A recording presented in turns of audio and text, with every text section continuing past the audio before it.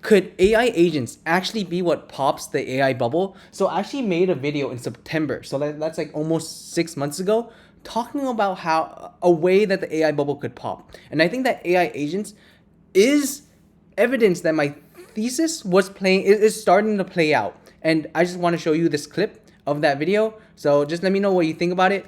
I'd love to hear. Maybe I'm completely wrong, but here it is. All right, peace. Bye. We're doing AGI, right? Artificial General Intelligence. And what artificial general intelligence is you have one model. And this model knows everything. Everything, right? It knows everything, right? But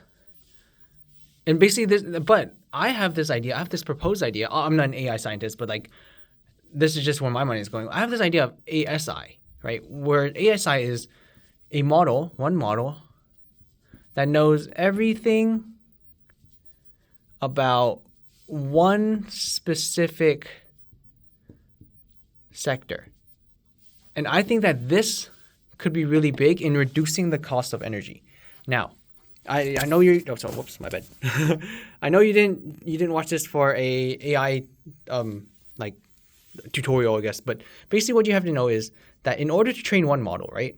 A model is basically just a formula of y equals x1 plus x2 plus x3 plus dot dot dot dot dot dot dot dot dot x 1 billion plus dot dot dot dot dot dot up to x 1 trillion, right? There are models that have a trillion parameters, and this takes incredibly long to train, incredibly a lot of like a crap ton of energy, a crap ton of compute power to train this, right? And this is what we have for one model of AGI, one model of AGI, right? That is much harder to train than even if you only had a billion parameters. This would be significantly less, like, I guess, resource intensive to train than a trillion parameters.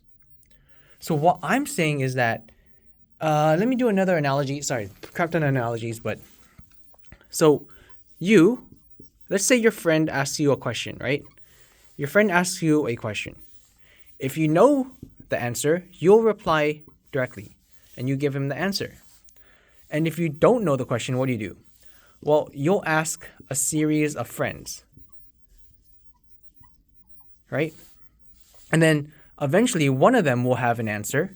So this is Q, there's a question going here. And then one of your friends who has an answer will give you back the answer. And this person will now give this person back the answer, right? That is how currently like humans deal with this problem of like one person not knowing everything. So in my opinion, that in like real life, people are actually a form of ASI, artificial specific intelligence, where they don't know everything, but they know a specific amount of stuff, and they're able to, but then they're also able to ask other ASIs, which are just other people, for their knowledge, right? You have your experts in medicine, right? Your doctor. You have your experts in, I don't know, finance, right? Your economist. I mean, there are no expert economists, but whatever. That's fake, but whatever. You have your experts in, I don't know, cars, right? Your mechanic or whatever. You're able to ask all these people. And you have to realize that this takes so much energy. Do you know how much energy a person's brain takes? It is the equivalent to a light bulb, right? It's the equivalent to a light bulb. That's how much energy your brain takes in order to power itself. Compare a light bulb, that looks weird, so I'm just going to erase it. But light bulb, right? Light bulb, right? Compared to this, which takes how many data centers, how much time, how much energy, how much compute power. So if we can somehow imitate this graph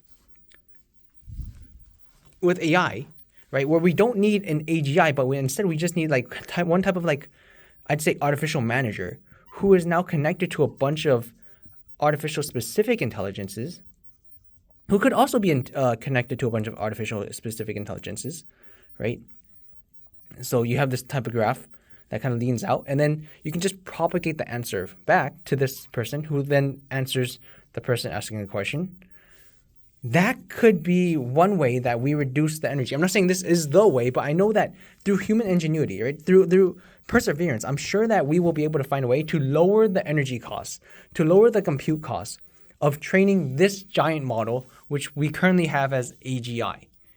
That is my theory, that we will be able to make this cheaper, right? And now when you have NVIDIA, which is at a $4.5 trillion market cap, and then you basically just reduce the demand for it completely. Like you reduce the demand for it significantly, like not completely, significantly, right? When you have this shoe dropping, and then you have Oracle dropping, right? You have all these other data center plays, all these other energy plays, all these other quote unquote shovel plays, right? Dropping. That could be where the bubble pops.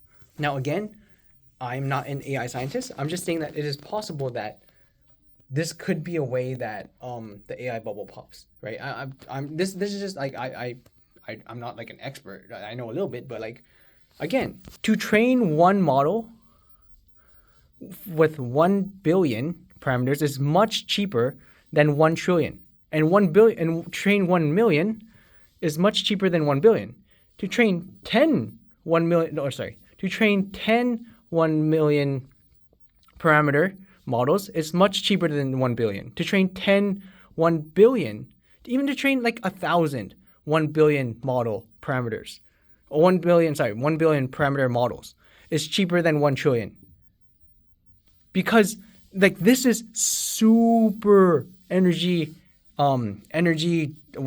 intensive, right? It requires so many resources.